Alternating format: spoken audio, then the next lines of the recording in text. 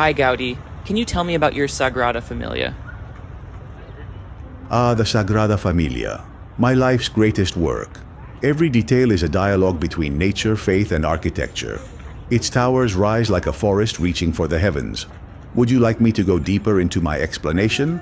Want to build your own AI voice app like this one, where you can actually talk to Gaudí? Step 1. Design in Figma. Start by creating your app's UI in Figma, just like any other Bravo app. Step 2. Import into Bravo Studio. Bring your design to life in Bravo, connect screens, and set up interactions visually. Step 3. Connect your backend with Xano. Use Xano to power the real-time AI conversation between your app and the voice AI. Step 4.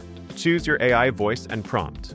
In Hume AI's playground, design a voice and define your character's personality. For Gaudí, we gave him a poetic, visionary tone to talk about his masterpieces. Step 5. Set up monetization with RevenueCat. Add a paywall and offer premium features or access to specific AI characters. Step 6. Publish to the App Store. And that's it, your AI voice app is live.